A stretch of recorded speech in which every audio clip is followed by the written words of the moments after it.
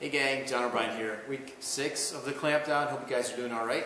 I know you are if you're in Chautauqua County because we have under 30 confirmed cases of COVID-19. So good job, and that is with a clampdown. Can you imagine what it would be if we not all kind of isolated? New York Times today, and I'm looking at April 26th, reopening of New York could begin soon, according to Governor Cuomo. Possibly and slowly, in a calculated way, regions like southwestern New York, where I am and many of you are, you might see some slow reopenings, but still, I'm assuming, right, practicing social distancing and just safe behaviors, right, washing hands and that type of thing. So we will see, but continue to listen to your, especially New York State public health authorities, right, the smart people. This one, math really matters as well as the science, okay? So a lot of statistical projections going on. Because if we screw this up, we're going to all go back into clampdown for longer than 6 weeks, okay? So let's adhere to the recommendations and mandates coming from the state. All right. We're going to head back into the post-World War II era this should be the final part of this lecture before we get into, we will be getting into a new chapter, right, chapter 38, not originally on the syllabus. We'll do a short piece on kind of wrapping up the semester, bringing us up to the present, okay? So that will be next, but spend some time here on chapter 37, the age of decolonization, when colonies around the world either attained arguably, rather peacefully, like Ghana in West Africa, or India and Pakistan, East Pakistan, in South Asia.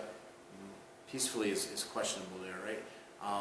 But attained their independence, or more violently, like Algeria in North Africa from France. And if you got a chance to watch the Battle of Algiers, I posted 10 minutes of it. It's posted online. I posted the link to it. Really good movie coming, almost as a current event from the war for Algerian independence. In fact, some of the actors in that movie were actually participants in the independence of Algeria itself, right? So they weren't actors, they were acting in that movie. So that's kind of where we left off, right? Decolonization in Africa. Let's get this going here. I should say, as this is booting up, for those of you taking the hybrid class, that's when we used to meet at 8:30 on Tuesdays in Jamestown, or 10 o'clock on Thursdays in Dunkirk. It seems like a long time ago. You folks have a paper, right? A term paper you've been working on. People have been emailing me with questions or maybe problems. But a couple emails were really, I should make a general announcement. Folks who are actually reading the directions said, hey, one of our sources needs to be non-digital. How do we do that now that we're all kind of stuck in our homes? I will waive that requirement. Okay? It's a little difficult to explain here quickly, but not all sources online in a digital format were actually digital originally, right? So a lot of the academic journals I read now are digital, but I would still consider them non-digital. So I know that's weird. What I wanted to steer people away from is too much of the Wikipedia, right? Get into a more academic source. We're a bit late now in the semester, but your textbook, which is a secondary source, does offer at the end of each chapter bibliography, right? Selected readings perhaps on your topic. So see if you can find that. It's probably too late and maybe too expensive to get anything from Amazon or online booksellers right now, but you can use entirely online sources for your papers. That does not pertain to the 11 o'clock Monday, Wednesday, Friday people. You don't write a paper. How do you get away with that? You write essays, right? You're going to write like 12 essays over the course of the semester, right? 4 exams, 3 essays each. It all comes out even in the end, I hope anyway, right? So, decolonization in Africa. The French pushed out of North Africa by the Algerian independence movement. If they let most of their colonies go. In fact, France had been pushed out of Indochine or Vietnam, right, 1954. But there were a number of French national settlers, if you will, living in Algeria. The French government just not willing to let that go peacefully. Right? They took a bloody war for independence. African nationalism and the quest for independence will grow as we move through the 1950s and into the 60s. What's going to be complicated in Algeria, as it will be in other parts of Africa, were the presence of European settlers. So if this land breaks its ties with the metropole, goes independent from the mother country, which is an old term, what happens to me, right? I was born in France and I'm living in Algeria. Do I have to go back home to France? I'll be under a new government. I'll be a minority in this government. What rights will I have? So this certainly complicated matters.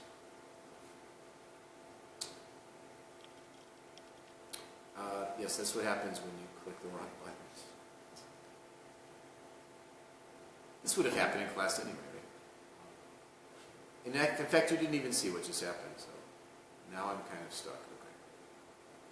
Okay. As you may know, there is nobody kind of videoing this. I'm here with my dog doing this.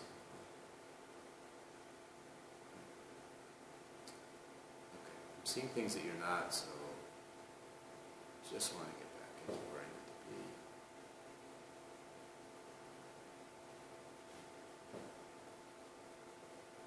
There we go.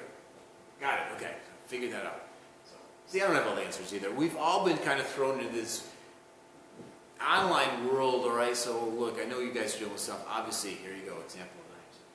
So, Sub-Saharan Africa, Africa below the Sahara Desert. Ghana goes free in 1957. This has been a classical kingdom, right? Dating back to like the 5th century of the Common Era. And here it now rises, maybe not the same exact orders, but it rises, and we see the Queen of England meeting there with Ghanai's leadership. Peaceful independence, but in Kenya, British not willing to let Kenya go free. It's so contingent upon where, right? Some colonies go free relatively peacefully, others have to fight for their independence.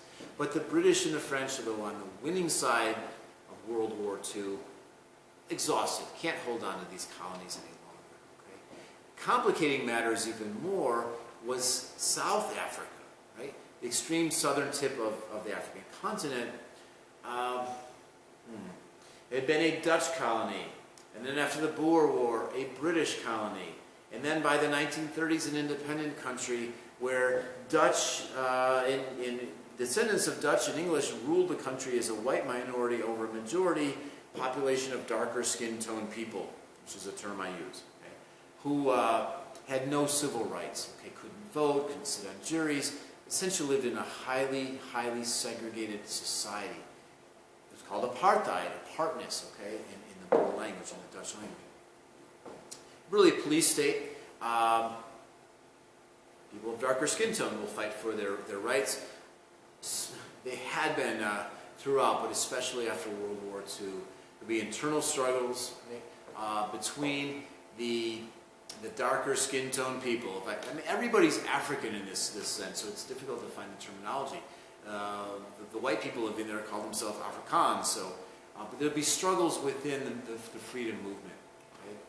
Ultimately, a man who was in prison for 27 years will help to lead South Africa, well, really not just South, but will lead South Africa to multiracial elections, pushing for the civil rights for the people of Africa whose ancestors had been born there hundreds of years ago. How's that for definition?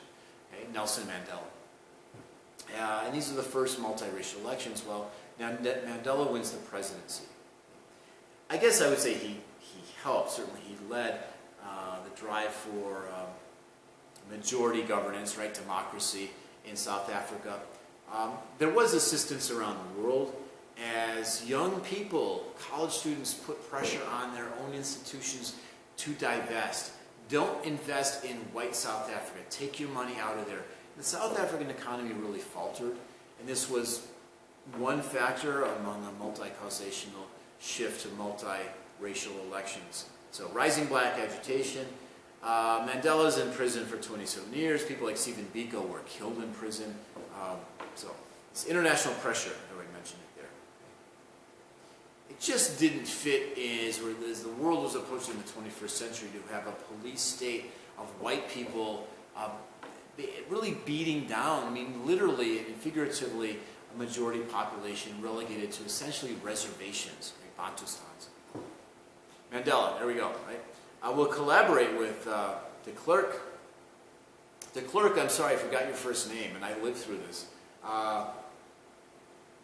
Anyway, F.W. de Klerk, the last white leader of South Africa. And what does Mandela do? When he becomes president, you might expect a bit of revenge. No, peace and reconciliation. Okay? People who did crimes will be charged, will be tried legitimately, fairly, but the nation is going to move on. It's a multiracial, multi-party nation. So this Truth and Reconciliation Committee, vital in moving South Africa forward. Okay? But nonetheless, keep in mind that South Africa itself had at one time been a European colony. The nations of the new Africa, newly independent nations of Africa, for the most part had their borders drawn by the Europeans in the 1880s, 1890s. In a way that made no sense on the ground. It made sense for the British, or the French, or the King of Belgium, or later on the Germans. But it didn't make sense for the people living there. So ethnic groups could be divided. Right? So you and I, we're related, we speak the same language, we have the same beliefs and customs, but a line is drawn between us by the British and the French, and you grew up learning English, I grew up learning French, you grew up saluting the Union Jack, and I grew up singing the Marseillaise, all right? Why, right? So those borders, look at a map of Africa even today, right? Nice straight lines in many places. It doesn't follow any ethnic contours or topographical divisions. Thus, problems in many of these early independent or newly independent African nations are with problems, right? There's not this tutorial period, for the most part, of learning how to govern oneself. Think back to the American Revolution. You got the George Washingtons and other leaders of the Revolution who had long sat in their colonial legislatures, learning how to compromise, learning how to tax, learning how to exercise power responsibly. For the most part, I'm overgeneralizing here, but young African nations will not have that period to learn how to govern themselves. And some of them will fall under the sway of strong men, and they're men, right, military men, who use power, right? Not in democratic ways. So the old power of France or Britain is replaced by a strong military man of African origin within Africa. Gross oversimplification there, but that's what happened in many places. Thankfully, by 1994, not in South Africa, because we do have this kind of this inspiration to people around the world. What about Asia? Okay. We should recall from the previous chapter that Japan will be defeated. Right? Japanese troops in Korea will surrender north of the 37th parallel to Soviet forces and south of that to the United States, which will lead to a communist north and a democratic south. Some relevance today. We don't know what's going on with Kim Jong-un, the leader of North Korea. From where I stand tonight, we don't know where he is. Right? Heart attack, heart surgery, we don't know. Right? By the time you watch this, you'll probably know.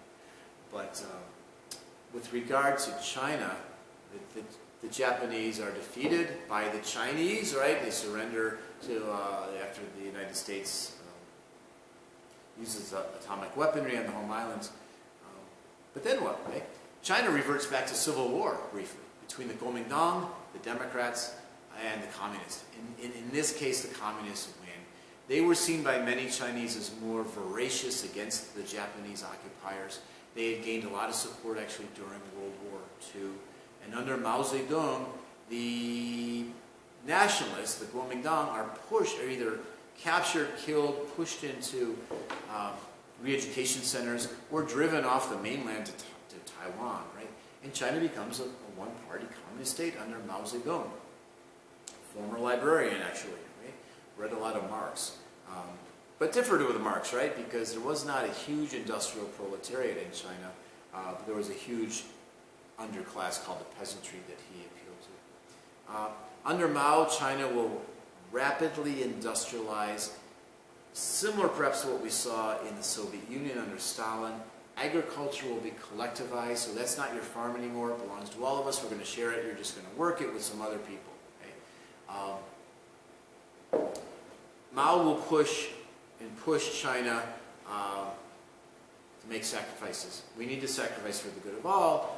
I agreed with that to a point, right? I agree with staying in my home now for 6 weeks so that we don't, spread this virus and certainly overwhelm our hospitals and put other people, most especially medical personnel, at risk. Yes, we should do that. We're all on the same team. But at some point, when it doesn't make sense, right? When the government is pushing us to do just what the government wants, this can be dangerous. And in China, under Mao's policies, it will lead to starvation of millions, right? This rapid collectivization. In the post-colonial era, China will see a cultural revolution in which Mao wants to re-energize the revolution in the late 1960s to the early 70s, getting rid of the elite, getting rid of the bourgeois attitudes among even Communist Party members. Mao will die in 1976. We're doing a U.S. history course, so we talk about how the staunch anti-communist president embroiled in the Vietnam War, Richard Nixon, made an historic visit to China to try to play China off against the Soviet Union and to extricate the United States from Vietnam. That's another course. Hey, by the way, sign up for that. Okay, so actually, I'll be doing that in the spring of 2021, God willing. If you are registering for courses next semester, I hope to be live and in person for the complement to this course, which is World History before 1500,